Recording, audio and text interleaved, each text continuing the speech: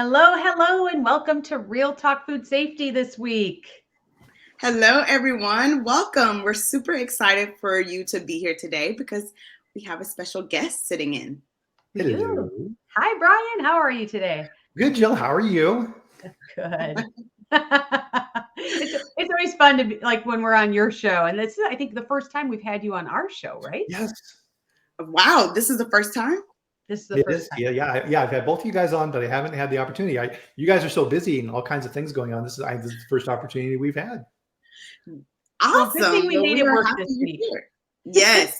We're super excited to work this week. And we're excited to have you here and to learn from you because you are someone that, is making some ripples and have been making some ripples in the food safety space. So we love your show on Fridays. And so we're happy that you're a part of our show today.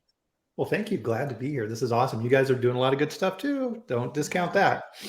Right. We always say it takes a village. We're all part of the village. It does. It's true. Yeah. And speaking of villages, like we would love to know if you're here listening today, like where is your village? Where are you joining us from? And, drop a comment in because we will check those out. And we love to get, we love questions and we love when you guys share with us because that's what this is all about. Absolutely. And we always talk about our replays. We store all of our replays on our YouTube channel. So if you cannot watch it live, that's completely okay. Check out the replays on our YouTube channel. And then when you're commenting, use the hashtag replay. So we'll know that you're listening to the replay. And we go back and look at the comments, and we love for you to be a part of the conversation because not only for us, but also for the audience, we'll go back and, respond to comments and ask questions and even add their own perspective and their own experience, which is so important. Yep, absolutely. Absolutely is. And if this is your first time joining us on Real Talk Food Safety, I'm Tia, and we have with us Jill and a special guest, Bryan. But Jill and myself, we really do talk about developing and growing technical leaders and teams, helping organizations and leaders like yourself build those food safety cultures, those sustainable food safety cultures within the food and beverage industry.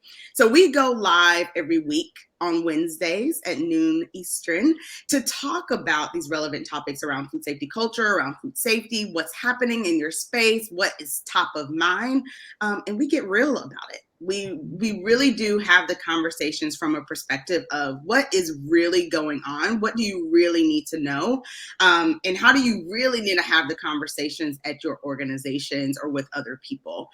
So we like to keep it real here on Real Talk Food Safety, and we do that by sharing our perspectives as well as have our guests share their perspectives, but also listening to your perspectives. So we said, comment. Put your comments, add your questions, add your perspectives and your thoughts. All is welcome here because we really are better together.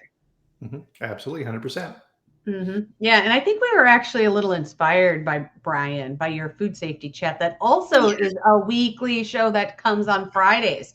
So if for our guests, if you haven't caught Bryan's show, here's what I know. It's 9:00 Central Time on LinkedIn. So let's see, 9 Central, that's 8 Mountain. 10. Don't ask me to do time zone conversions. That'll never turn out right for you. Right. Exactly. So 10 Eastern Time, 9 Central. 8 Mountain, where I'm at, Yeah. Mountain. Oh, you're in Mountain Time? Yeah, I am. I'm in Colorado, yes. Yeah. Oh, that's right. Okay. So that's also good to know. Yes. And it looks like we have Claire joining us from, is that Oklahoma City? OKC? Right. I'm pretty sure. So thanks for joining us today and for everybody else who's out there. Yes. All right. Well, you may know our guest from his Friday LinkedIn Live show, Food Safety Chat, that we just talked about. But if you don't, you're definitely going to want to tune in.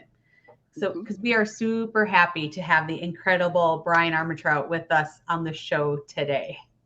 Yes. Yay. This is where we need some music, like the clapping in the background. I know, our confetti. Yeah, we'll get that later. So we'll do it for you now, Bryan. Woo! Come on, Steve, get it together. Come on. So, Bryan, if there are folks out there who maybe don't know you, Mhm. can you tell us a little bit about yourself and like what brought you to food safety? Yeah, absolutely. So, well, number one, I fell into, like a lot of people in the US, into the food industry and quality assurance by accident. And I went to college, pre-med, cellular biology and physiology. Didn't want to go to med school. So I'm like, okay, what do I do? Started working for a medical device company for a couple of years, working in a clean room. And if you've never worked in a clean room, oh boy, we had the full bunny suit, nothing showed, and I was in a clean room all day long. And that's kind of a miserable experience. And we had a really bad, well, not bad, intense FDA audit. They came in, this was a medical device company, and they were there for over 2 weeks. And I'm just like, whoa, this is not too fun. And I started kind of looking around, and I found a job for a microbiologist at Leprino Foods here in Denver. So Leprino Foods, it's a privately held company. Not a lot of people outside the industry know who they are, but they're the largest mozzarella manufacturer in the world.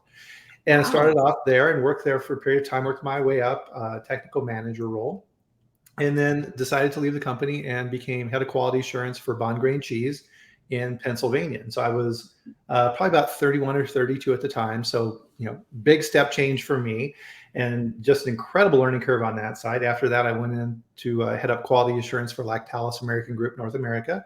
After that, I got back out to Colorado and joined White Wave pretty much right when they were put together with Silk Soy Milk and Horizon Organic and International Delight, and ended up heading up quality assurance for that company. So at the time, we were probably about 3.5, 4 billion in sales, probably around that point. After that, I managed quality. I was the vice president of quality for an industrial sugar refinery. So they would sell into other manufacturers around the U.S. using sugar, mainly from Mexico and Brazil. After that, I went to Boulder Brands. I was the vice president of quality there, and they were acquired by Pinnacle Foods, who after that point was acquired by ConAgra, right? All these things in the food industry. Yeah. Then I started my own business, and so been doing that ever since. When I was working in industry, I also was pretty involved with SQF. I was on the technical advisory council, and did that for about 6 years, and I was vice chair of that group. During my consulting, I also had a stint where I was vice president of training, consulting, auditing, and certification for Eurofins North America. Woo! I know you have a robust career, which is awesome. Yeah, which is why we're so lucky to have you on our show, because you're a gold mine you're a gold mine of stories and insights, and that's why we like having you on. Yeah, absolutely. And I think, a lot of people in our audience, when they hear your story, or even when I hear your story, I think like all this technical experience that you have to be able to lead food safety and quality. Mm-hmm. But there's also a piece with being a strategic leader in an organization at a high level. Mm-hmm. There's also this people aspect that we know, working in, really focusing on coaching and people development from a technical standpoint. We know that a lot of people miss that when they think about growing in an organization. And so I love hearing your story, and we're going to dive into it even more on, how did you really lean in on those leadership skills that you learned along the way to be the type of leader that you wanted to be? Mm-hmm. Well, that's a great way to start the conversation, Tia, because if I had a time machine and I could go back and change something in my career, that is something I would have addressed sooner. Because I had a very large mental block that I had to unlearn, and that was this. And I think a lot of people in technical fields relate to this. If I'm really, really good at what I do, and I work really, really, really, really hard, somebody's going to notice, and my career is going to flourish. Bull. Right? No. I'd like to know if that's happened for anybody. Right. Exactly. It doesn't. It doesn't quite work that way, does it? No, it doesn't. If anything, you're making it worse for yourself. And we will see, people on LinkedIn, who have, their profile, and they've got, the alphabet soup after their name, right? PCQI is good name. Right? It's like, okay, great. It's good to have skills, but what you're telling people is that that's what you do, and that's what you're going to do. So if you're too good at what you do, you lock yourself into it, because senior leadership looks at you and says, Bryan is really good at doing that. Let's don't upset the apple cart here. Let's keep him in that. Let's find somebody else to promote. Yeah, he's And too then valuable to move. Oof. exactly. Well, and then that person gets promoted and you're thinking to yourself, oh my God, that person is such a knucklehead. What am I doing wrong? Oh, I'll just work harder. Right. And it continues. Right. And you end up Yeah, burning that yourself out. cycle. Yes. Yeah, it's that cycle where we get into it and we keep doing the same things over and over and expecting a different outcome. I think that's insanity. Exactly. Yeah. But nothing changes. And like you said, that piece of leadership is a Mhm. huge missing component on why people aren't getting promoted or being seen as a leader in the organization. Yeah. And one of the key turning points in my career was at Leprino. And my boss had sent me out to do a field assignment because one of the quality managers at one of the plants had left. And so she sent me out there to be a quality manager. And so I went there and started doing some stuff. And I went to my first staff meeting. And oh my goodness, did I get chewed out. Oh, So the Really? plant manager asked for some information. He's like, hey, Bryan, how's this coming with this and this report and these type of things? And I'm like, yeah. Oh, he dressed me down for a good 10 minutes in front of everybody. And I went Wow. back to my desk and I'm like, my career's done. I don't understand, right? I'm working hard, but my boss is mad and telling me I'm not doing my job. What am I doing wrong? And at that point in time, a mentor stepped in for me. The regional quality manager came to the plant, thank God, and said, Bryan, here's how you become a successful quality manager. Here's the reports you create. Here's how you work with your team. Here's the meetings you need to be at. Here's how you keep the plant manager happy. Never surprise him. And here's what you need, right? And after that point, it turned to the point where he offered me the job full time and wrote a beautiful letter of recommendation. And my boss at Leprino is one of the leading food experts and quality assurance people in the country. And I was very fortunate to work for her. But her praise, she didn't give praise. And at the bottom of that letter, she wrote, good job. Wow. And that meant everything to me that I got that recognition from her. Wow. And at that point, then things started clicking after that, right? And this is exactly what you guys talk about. The people side is so important. Yeah. Yeah. Well, and you just filled in, I think, a part what I was going to ask, unless it's different, because I was curious, was there something specific that was that moment that you had the awareness, like I need to do things different? Mm-hmm. Was that in that story or was that a different? No, that's a different story. So I was working in the lab. And so I was a microbiologist at Leprino and I'd worked in the lab for a while and I was a really good microbiologist. And my goal every week was, it doesn't matter how much work comes in, Frank and I, the other microbiologist, we'll get it all done. And I would bend over backwards to make sure all the work was done. And I remember, Jill, I was working one day and I had like a sample jug, right? So the big 375 ml class 1 testing for salmonella, for those out there who know that. And I remember looking at that jug and thinking, okay, how many times have I performed this test over and over using this particular piece of equipment? I pretty much reached peak efficiency for this. Where do I go, right? Do I become senior microbiologist? What's the path? And that's the point in time where I realized is like, okay, I need to break out of this if I want to move further in my career. And an important observation on this too, I think this is a false assumption for a lot of people in companies too, is that, oh, well, HR will help me develop my career. HR is not there to develop your career. HR is there to protect the company. Right? It's up to you to advance your career. Talk about that a little bit more, because I think a lot of people do lean on that. HR is going to help me develop my career. Or even like the company will help me. The company, right, will help me develop my career. And that's something that I had to figure out myself. I was really lucky to have people around me that helped me develop, right? But, once I left my first organization, it was almost like a light bulb, like, man, if I didn't have those people around me, I don't even know if I would have gotten as much experience as I've gotten during that period of time, because I was not planful at all about the type of development that I needed or wanted in order to advance my career. So what would you say to people like that are it's almost sitting back and saying HR will help me develop it or the company will help me develop it? Yeah, HR's primary role is kind of like the legal department, right? They're there to make sure that the brand is protected, that nothing bad happens, that people are following the rules, right? Sexual harassment and all these type of things, and that the company is protected. And so if you're on the wrong side of that equation, you'll figure that out pretty quickly. Another good indicator, this is a piece of advice for everybody out there that you need to go through and look at, is you don't necessarily work for a company, you work for a boss. And if you have a good boss, he will protect you and will shield you from external chaos and help you grow in your career. A bad boss, no, exact opposite, right? They're going to harm your career in a lot of ways. And you need to do that evaluation and figure out if you have a good boss or a bad boss. And if you have a bad boss, right? Yeah. You need to find something else because it's only going to cause you grief. Yeah, and that's really interesting because I think sometimes we don't even know where we almost stand in that because I'm going to pick on us as technical people, right? Because as we move through, if we haven't had those moments that you described where we went, wow, for me to be more effective, I need to have different leadership skills.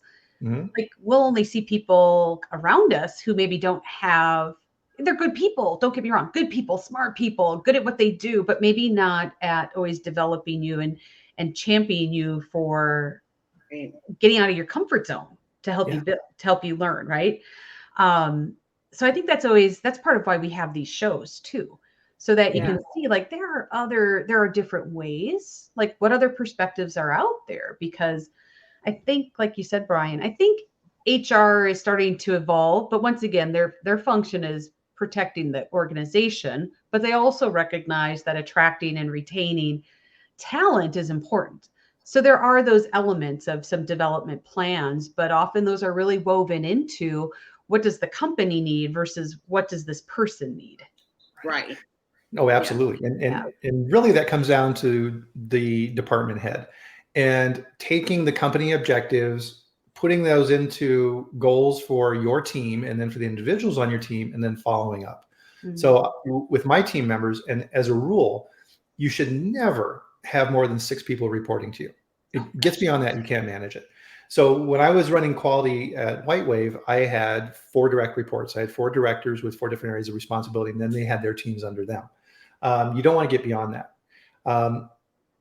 And the reason for that is you need to be able to manage those things. And so I would have quarterly objective meetings. So every week we would get together, and I had a big board in my office that listed all the objectives for the quarter. And really quickly, we would go around and say, okay, what are we doing this week to work on these objectives? Bam, bam, bam, bam, bam. Of course, the day-to-day fires and stuff come up, but I wanted to make sure that everybody remembered those objectives. Because a lot of times it gets into the year and you're like, oh, crap, right? And you're trying to do your objectives. And then we would have a quarterly one-on-one meeting to go over those. So my internal frame of reference on whether I was successful or not was that the annual reviews with my teams were easy. Because I would go into those, but they would do their self-assessments and I would do mine, and it would match. And we'd spend about 15 minutes going, okay, any questions? No, pretty clear. Okay. Any thoughts around what we want to work on next year? Yeah, I got some ideas in mind. Okay, great. Sign here. Right. Any comments, Adam? Yeah. Right. Because if you have a team and you go in to give a review for one of your team members and they're completely surprised by what you're telling them, you're not doing a good job as a leader. Oh, I cringe when I hear people go, oh, this is what I found out at my annual review. And I think, oh no, right? I kind of get that look, because I'm like, why would you only be finding that out now? That is something that if somebody knows that you have an area where you can get feedback and perform better, or at least have awareness, why wouldn't we be doing that for each other? Yeah. Exactly. And I know, right, there's so many reasons that get tied up in that, whether it's time or hurt feelings, or I don't know what to do with that, or I haven't been taught like how to say it so that I'm effective, whatever. There's always the excuses, but it should never, there's plenty of resources. You just let us know, or we'll help you find that, but it should never be a surprise. No, absolutely not. And that's been one of the key measures of, as I look back on my career so far, is one of the metrics I use for success is how many people that have worked for me are now in leadership positions themselves as vice presidents of companies and things like this. And there's a few out there. And I know at any time I can pick up the phone and call them and ask them any question or any favor, and they're going to be more than happy to do it because we have that type of relationship, right? And that's what makes me smile. Yeah. I think this conversation is really, we talk a lot around technical experts and transforming them into technical leaders. And some of the things that you're talking about on, what are these, giving feedback, right? And being able to help develop people and to identify, where they need to develop, what do they need to move to the next level?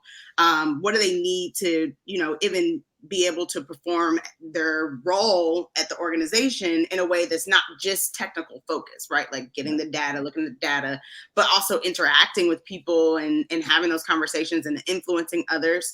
You know, I feel like as technical experts, we struggle with that people side because we're constantly looking at the data, right? We're constantly looking at, okay, this is what the data is telling me. This is what the data is telling us, and we should just go do it. When a lot of times we find that, okay, when we're showing the data, people are saying, yeah, you know, but do we really need to do that? Interesting. Do we really need to focus here, right? And then we run into a situation where it's like, man, I don't know how to move this organization forward or to perform at a high level because people aren't following the data or the science. Right. From our view, right? We think as technical people that, right, it's like we pull up the data and we're like, oh, well, look, no, this is right. And we think it's the sky is blue. And they go, right. Yeah, right. Everybody in the organization has a different perspective, right? And within food safety, quality assurance, technical services, right, we have a certain way of looking at things. Sales look at things that way? No, absolutely not, right? Yeah. They're looking at it completely different. And they have different objectives. Procurement has different objectives. Legal, communication, senior leadership, everybody in the organization is there for a reason, and they all have different paths to the top of the mountain. And you need to take things from their perspective. If you don't do that and partner with them, right? One of the things that is a clear indicator that you're going to fail in this field is going to other people and saying, you have to do this, right? Yeah. Good luck. Right. Good. Yeah, because we all like that, don't we? Yeah. And the reality in life, right? And this goes back to the number of direct reports you have. Even when I had the largest organization in my career, still only 5% either directly or indirectly reported in through me. That's another 95% that don't, right? That you need to influence, right? And you don't have that organizational power to say, I'm the VP and you need to do this, right? Which you shouldn't do anyway. You have to go to the VP of procurement and tell them why they need to be doing this, and et cetera, right? And you have to see it from their perspective. It's just like dealing with FDA or anything like that. If you set up an adversarial relationship, that's what you're going to get. Oh, for sure. Yeah. You have to be collaborative. And a lot of times that's difficult because we think, right, and this is part of the reason why we work in what we do. We do what we do because it has a moral component to it. And we're doing it because it's the right thing to do. And we're protecting the public and we're protecting people's grandchildren, right? So we kind of have that extra level of responsibility in our shoulders. And that's good and it's bad, right? It allows us to convey that because moral arguments are very hard to counter. Right. But you also have to see things from their perspective. There's nobody in a company, right, that if you say, hey, listen, if we do this, we're going to make babies sick, that's going to go, forget the baby. No, of course not, right? They're going to say, oh, yeah, okay, that makes sense. I can see that. How do you take them to the next step, right? Yeah. Yeah, that's big. It is. Yes. Woo. Well, and you know what? I think when we talk about direct reports, it definitely resonates with people. So thank you, Cameron, for the comment, because, right, as you start having more and more direct reports, that really, you get spread really thin, especially because it's hard to find people who are in leadership roles that don't have some amount of, I'm going to say, kind of working manager type role. And so there's some of that along with leading people. So thank you for that comment, and hello to everybody. Thank you for sharing, from Atlanta and Illinois, and let's see, Jason from Seattle and Danny from the UK. Thanks for joining us today. Yeah, I mean, if the CEO of a company only has 5 or 6 direct reports, why do you have more? It definitely sends a message about, right, like, here's what we believe is what we can do to help set leaders and their direct reports up for success. I'm working with a company right now that has an amazing quality team, and one of the members on this team is critical, right? He's out there managing and working with commands and these type of things. And when I first started, his stress level, guys, I mean, I would get on a phone call with him and he's just like, right? And I'm just like, whoa, okay, I got to help this guy, right? He's going to burn out, and plus he had a little baby at home and he's traveling all the time. And I'm like, no, right? let's get your stress level down, right? Okay. Yeah. Let's talk about one thing at a time, right? So I've been helping to teach him how to communicate without coming across with that frenetic energy. Yeah. That's effective, right? It's kind of like, if anything, in a quality organization, and let's say that you're in charge of quality and you have a potential recall. If you panic, everybody panics. Mm-hmm. Right. You have to have that persona and say, okay, let's figure this out. Let's look at the data. Let's evaluate. Let's get the team together. Let's get the lawyers on the phone and let's see what we have here. We may or may not have a problem. Now let's figure this out. Oh, right. Yeah. Okay. Yeah. Okay. And you have to be able to do that. And if you're able to do that quality, it doesn't matter what field you work in. If you're able to do that, then you come across as someone who's stable, dependable, and knowledgeable, right? Which is what everybody wants. Yeah. Exactly. Yeah. That's so right. And because, a lot of us are overworked, right? Burnt out. And it is because that, we like to talk about it, that middle manager squeeze where this manager has so many direct reports that they need to take care of. They're also executors in the organization. They are trying to do their strategy while also executing someone else's strategy from above. Their team or maybe 2 levels below them are saying, we don't really like that strategy. So I really don't want to do it. So like all this is happening to this manager. And I also appreciate the comment around the 6 or less direct reports, because a lot of people, a lot of managers don't build in the time to connect with their team. And it's because we have so much going on, right? Like a lot of things are on our shoulders. But when we, what we talk about with our clients is around that workload capacity. What are you doing during your day? What are some things that you can take off your plate that you need to have that conversation with your manager? So to lessen that load, and exactly what you talk about, Bryan, around stress, to lessen that stress so that you can be more confident and clear and, less hair on fire, right? So that you're not spreading these fires across the organization because you have so much stress. Yes. Yeah. And T, I think that's a really great point, because especially when we have direct reports, really our purpose is to take care of our team. Yes.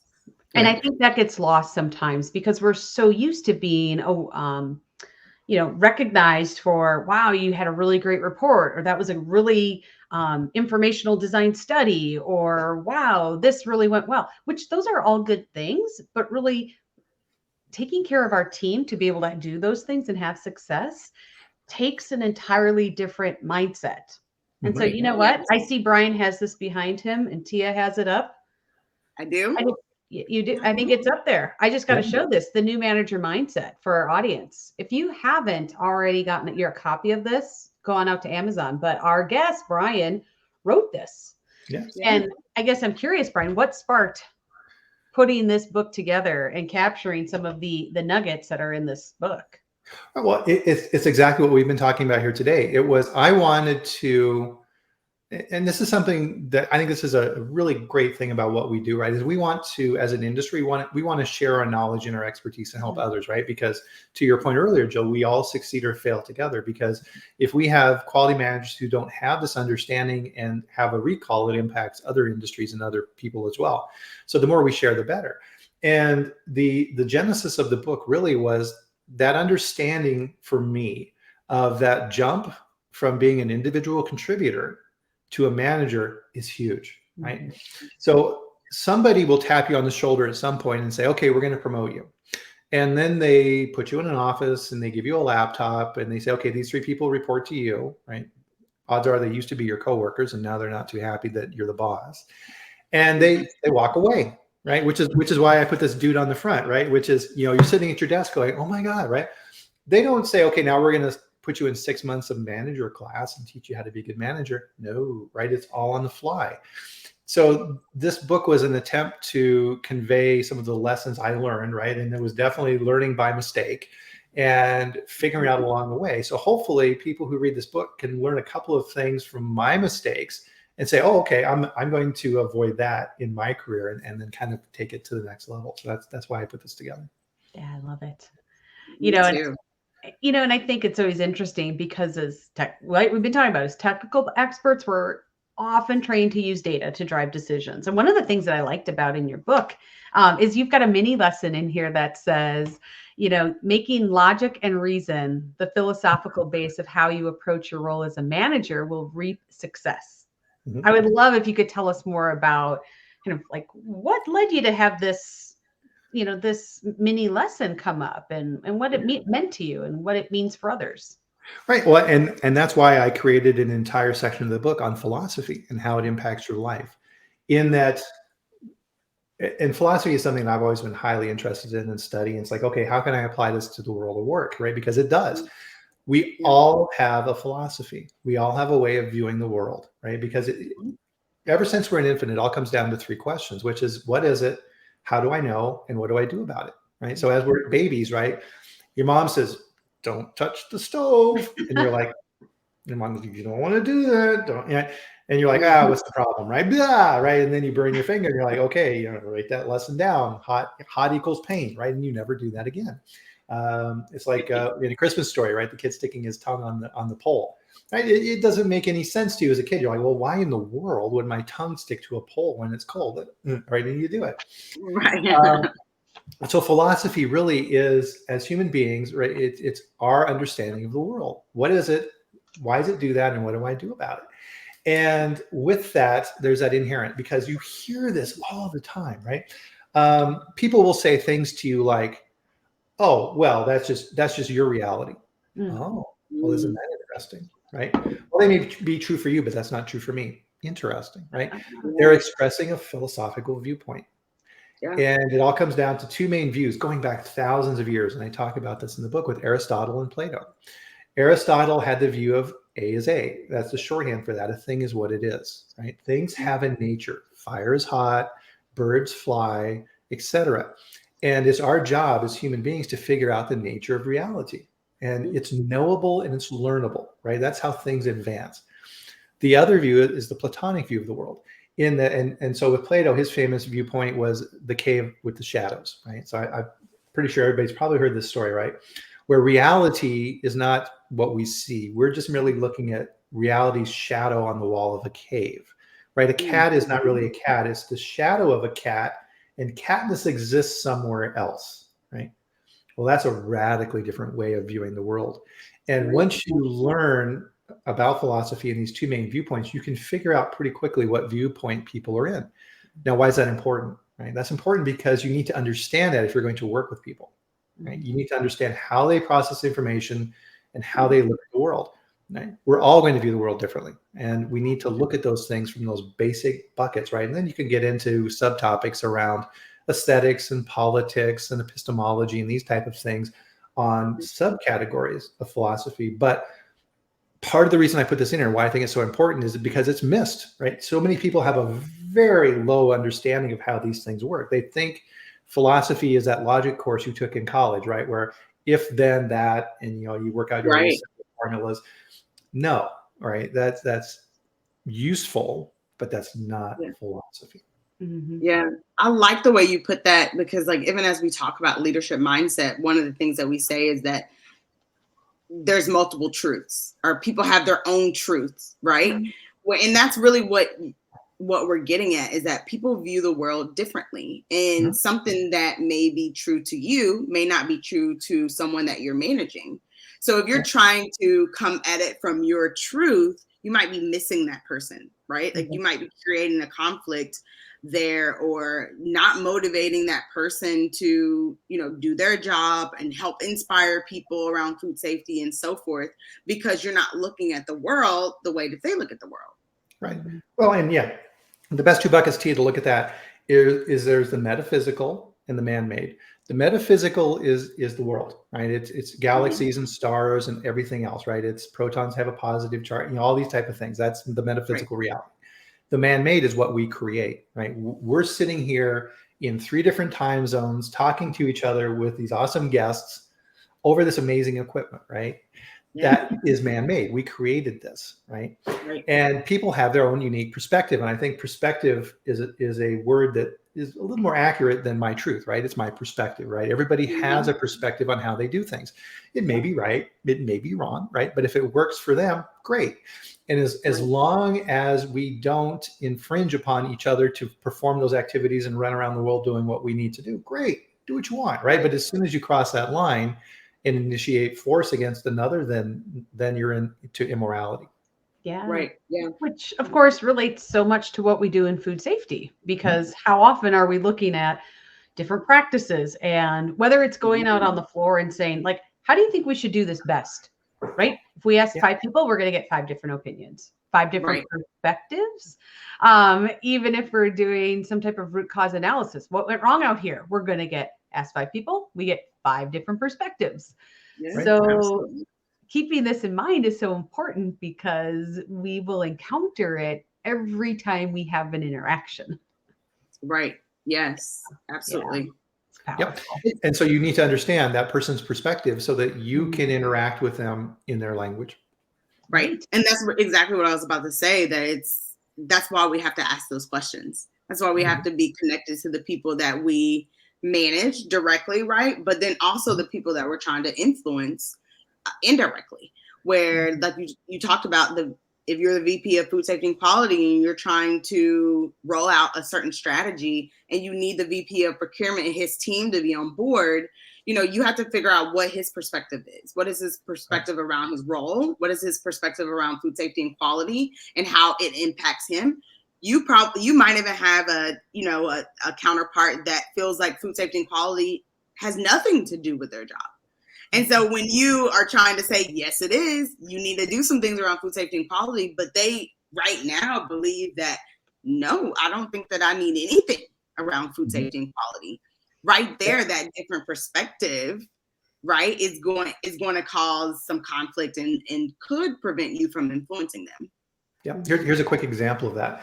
So in past life, we were having issues with materials coming to plants, rejects, product out of spec, damage, these type of things. And so the normal QA course of action, right, is to issue corrective actions and do root cause analysis. And all right, I want an answer back on this, and I never want to see this again. It's like, well, that wasn't really working. So what I did was I went to the head of procurement and said, let's put together a scorecard. And on this scorecard, we'll each have 30 points. And I'll have 30 points for things I care about, and you'll have 30 points for things you care about. So for example, I put down like recalls and your last audit score and compliance to specification, et cetera, right? And I had all these things. And he came back and said, well, my main concerns are I want access to research capabilities on their side to improve. I want orders on time. I want contracting, et cetera, right? And he came up with his list. And so then we had a nice little bar chart, right? XY chart. And we would score different major suppliers on these criteria. And my regional quality person and his regional procurement person would meet once a quarter with these key suppliers and sit down and say, oh, wow, you're doing a great job on the procurement scale, but the quality people aren't too happy. And then they would turn to the quality people and say, well, what's the problem? And they would say, well, we're seeing a lot of out of compliance COAs in our plant, and it's causing a lot of grief. And then that person, every single time, guys, would say, really, that hasn't gotten back to me. Because normally the person who comes and visits the customers is the sales guy. Yeah. Right. And he would then bring that information back to the company. And we made incredible progress, right? Because they understood the carrot and the stick. They want to do business with us, right? They want our money. And there was these obstacles from those two standpoints that were an impediment to that for future business. So we were able to correct things working together much more effectively than if I just tried to go out and beat people on the head from a quality perspective. Right. Yeah, you are so right about that. It reminds me of an example of something very similar where we were having quality issues with a packaging supplier. And because we didn't have the capacity to fill out notifications every single time, it wasn't really getting back from a sales perspective on that they're having issues. But once we prioritized that, we got a resource dedicated to filling out what we call quality notifications for every issue that we were having. All of a sudden we started getting calls even from corporate saying, hey, what's kind of happening down there? with your packaging. And I'm like, this is what we've been talking about for months, you know? And so, but now it's on everyone's, you know, top of everyone's mind that, oh, this could impact sales.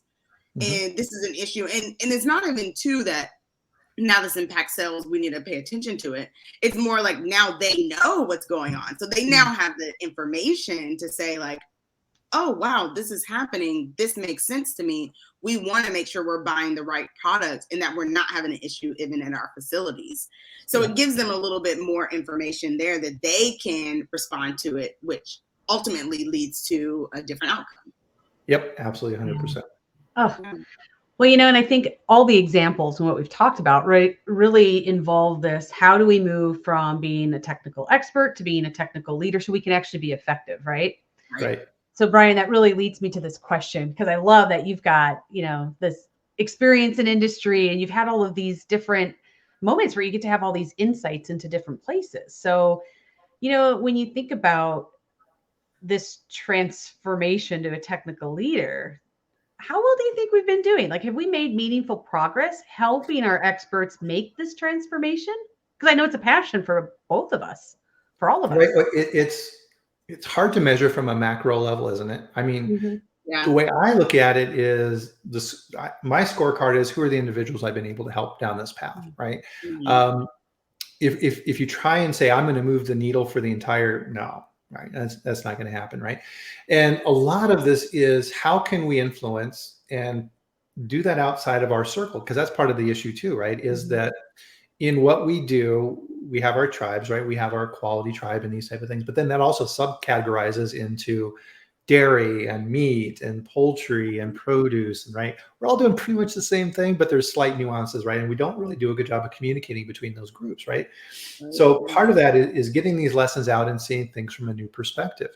I spoke with a gentleman who ran a produce company, and he was explaining to me how they're using GPS with their workers in the field to track where they go.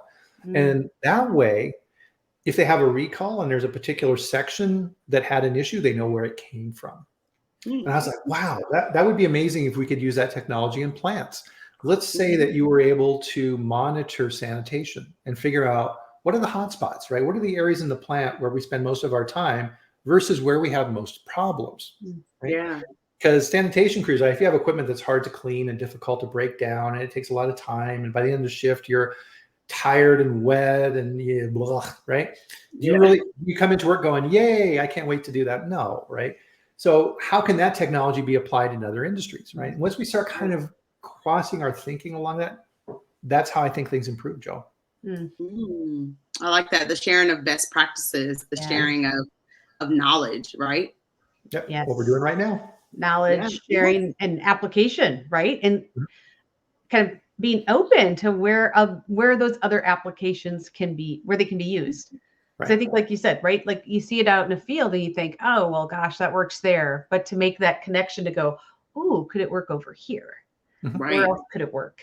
Exactly. Right. And you need time to think about those things, right? If you're a boss, and to your point earlier, Jill, right? If you're just constantly buried in the day-to-day stuff with your head down at your desk, improvement's never going to happen, right? Your job as a manager is to stand up and look around and see the perspective of what's going on. Otherwise, nothing changes. And that applies to everybody.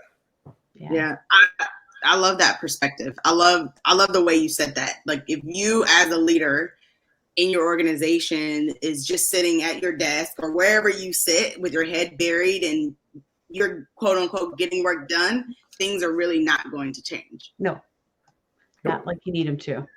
Right. Your career will be gone faster than you think. And you're like, did I make a difference? Right. And exactly. That question, right, when you get to the end of your career, you need to be thinking about that now, right? Kind of the rocking chair test. When I look back on my career and I'm sitting in the rocking chair, reminiscing on the porch, did I make a difference? Right? Yeah. Which kind of leads into another question that I have for you, Bryan, because I know in your book, you state that it only takes a few people to change any culture. Obviously, there's a lot of talk about food safety culture now and how it works and who does what. And even with this, it needs to start at the top versus does it start with your food safety team? Like, what are your thoughts on how do we help improve food safety culture? And what is a technical leader's role in that? Right. Well, and this gets back to, I mean, what we see through history, right? And this is why philosophy is so important. Revolutions are only started by a very small group, right? If you look at, in the Soviet Union with Lenin and all those type of things, or Cuba and, these revolutions and things like this isn't the majority of the population. It's a small group, but they have a purpose and they have a vision, right? And despite their numbers, they're able to execute against those things. It's the same with us, right? If you utilize the tools that we're talking about, right? So all the technical tools and everything else, and as we talked about earlier, the moral backing around that, oh, you can push a lot, right? Yeah. One of the things that I used to always do when I would work at a new company is I would sit down when I would start with the CEO and say, okay, I'm Bryan, here's some things. And I would, at some point in the conversation, when I wanted to hit them at that particular point, I would say this. There's a realization that you need to think about here as the CEO of the company. And that is that if a crisis situation happens where we have a potential class 1 recall and things are starting to crumble and it's a serious business situation, what you have to realize at that point in time is you're not the head of the company, I am. And they go, whoa. I'm like, let me explain that now, right? You're the CEO and your job is to make things happen. Your tendency is going to be to want to take over. And that is the wrong thing to do. You need to leave this to your crisis management team and execute against those plans. Your job in that role is to support this. And that's an example, right, of using your moral authority within the company to get an understanding to the leadership team, right? Now, I can guarantee when I left that meeting, that CEO went, oh, well, that's okay. That's new. Who's the Bryan guy? Who do you think that Bryan guy is? No. And I never had anybody push back, ever, right? And they're like, you're right, right? Good. Let's make sure that looks like what it should look like. And part of that is we need to start training the other departments in the company of what to do in a crisis situation. Yeah. Let's get working on that, right? And so now you're setting yourself up as that leader within those areas and doing it in a way that's not pushy or confrontational, right? You're just saying this is what needs to happen, and this is the moral reason why we need to do those things. If you combine those, who argues against that? Yeah. What I really like about that is like you hold the responsibility and the ownership of that. Yes. Because when we give that away and we're waiting for somebody else to step in and do that, that's when then we feel like it's happening to us. Right. And sometimes I think even when we talk about food safety culture, I think just really having clarity and understanding, more discussion around, like, the CEO isn't probably going to be the president being the one going like, we need better food safety culture. We need you to support it. Right.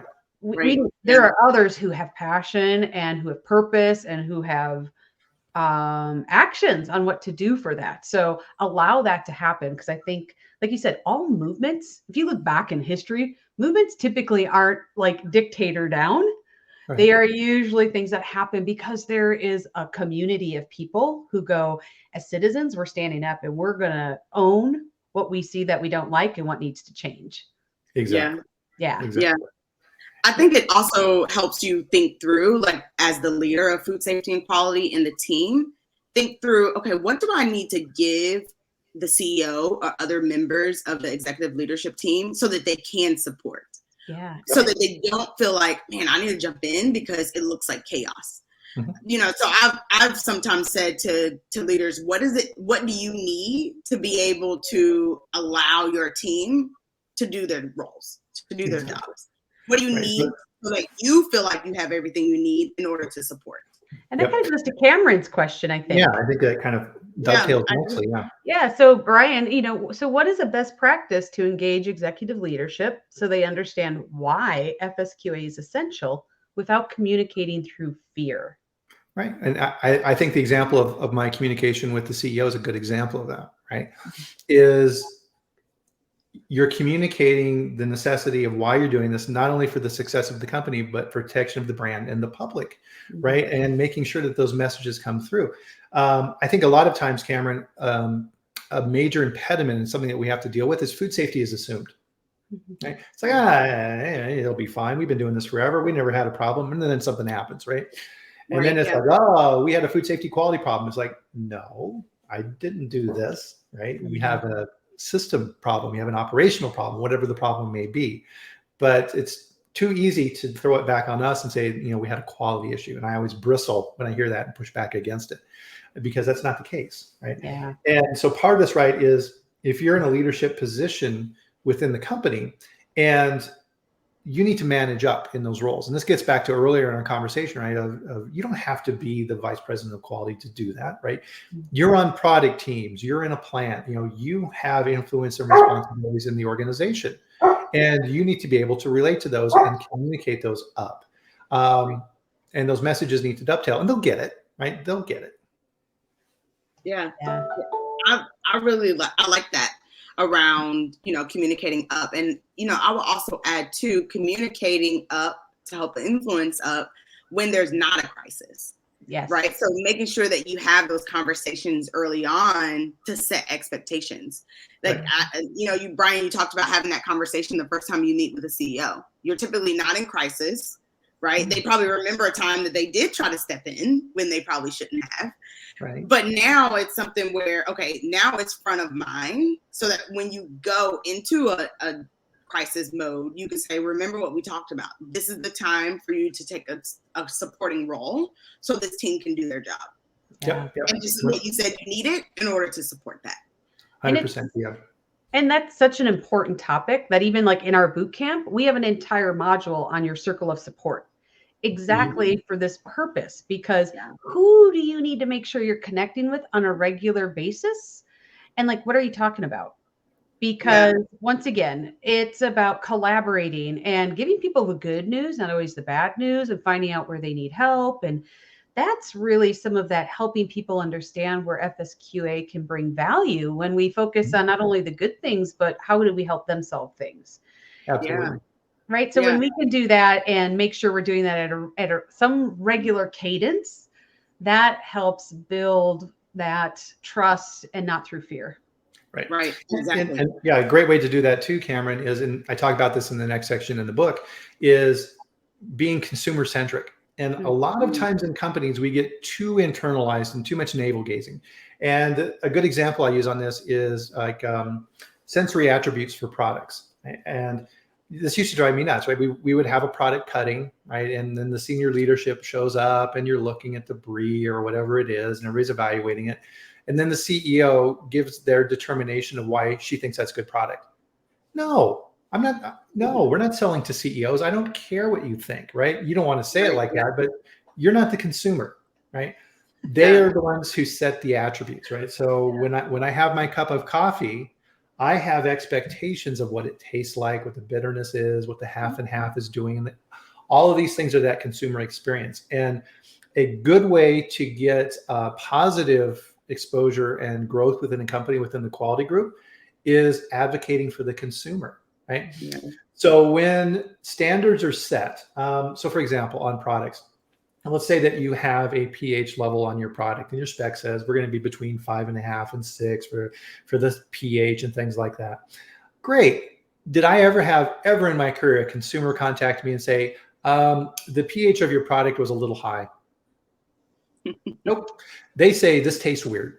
Yeah. Right. They have an expectation. It's my job to maintain that. And the more you can help the company focus on that external expectation, because it's hard, right? It's hard to figure that out. And you need to understand that. And, we do consumer focus groups and things like that. Okay, well, that can kind of help, but there's also bias involved with that. So I think the quality group on the quality assurance side of things, right, becoming that advocate for the consumer and figuring out what it is that they want and then defending that is critical. So I'm working with a plant-based product right now, a customer of mine, and there's two leading complaints: texture and taste. And there's a particular off note in this product that shows up. Consumers just go, right? So my job in quality is to make sure the organization understands that, and that the texture and the taste will always be correct. Period, right? Yeah. And the more you do that, right, it's like, okay, right. So now you're advocating for something. You're not always fighting against something. Right. And it's something that everyone in the organization understands, right? Yeah. Because they're creating this brand, they're creating this product for consumers. And so they understand, oh man, someone might not buy this product if the taste and texture are not on point. Right. If we get it there, then those complaints go away and people buy our product. right? And we all know as consumers ourselves that if you don't like a product, odds are you're not going to complain. You're just going to walk away. Yeah, exactly. Absolutely. Yeah. Whew. That's good. It is. I can't believe it's already been like 55 minutes. And so I think what we're going to do, like, I know we've got speed round questions, but what I really want to do is kind of wrap up because this has been such a rich conversation. But Bryan, what do you hope they most take away from our conversation today? Mm-hmm. So from an individual standpoint, right, is you're responsible for your career, right? If you're in a position you don't like right now, look in the mirror, right? Don't give the woe is me, right? Reach out. There's amazing resources out there, right? I'm talking to 2 of them right now to help you give perspective and figure out where you want to go and why you want to go there, right? The second thing is realize, especially in what we do, everything is a system, right? Philosophy is a system, how we measure complaints, SQF, right? They're all systems, right? And finding and advocating for those right systems and helping develop those will really help your career advance, right? And I think the third point here is don't be a jerk, right? We've all known plenty of people in our career that were super smart and intelligent, and boy, did they love to make sure you understood that, right? And and you didn't want to deal with those people. And so what did they really gain, right? So being able to take the tools and the systems and the processes and all this type of stuff is wonderful. But if you can't communicate that and do it in a way that's engaging and brings everybody to your side as opposed to fighting you, you're going to have a difficult time. Yeah, that is great wisdom. Thank you. Very much so. Gosh, awesome takeaway. So, if you're in the audience or you're listening to this on the replay and you're thinking, gosh, I need to champion better for myself. I need to advocate better for processes or to be more effective. You know what? Our boot camp for technical leaders that starts September 15th, next Thursday, is actually open till Friday. So if this is something that you're like, yeah, I'm ready to take that next step, go to our website. You can sign up or email us at hello@foodsafetykatalyst.com. Because not only do we do that, we also partner with organizations to really continually develop technical leaders. So we're working on 2023. That's where we're signing up into 2023. So if you're thinking that's a gap we have in our company, contact us. Let's talk a little bit more about, whether we're the partner or how we can help fill that gap. So do it. Awesome. Absolutely. Gosh. Well, thank you, Bryan, for sharing your insights with our audience. We really appreciate having you on today. My pleasure. And for our audience, if you like what you heard, you can also check out this book. You get your own copy of Bryan's book on Amazon. And as always, tune into his Friday food safety chat. Yes. This week we are talking about food safety and food quality. What's the difference in your systems? That's good. There's a difference? Right. Awesome. Well, great. And thank you to our audience. It is always our pleasure to have you here with us, and we are honored that you spend this time with us. Absolutely. Thank you. Yes, next week we'll be here for another episode, Wednesday at noon Eastern. So we hope to see you then. Exciting. Thank you for having me. All right. Thanks, everyone. Bye.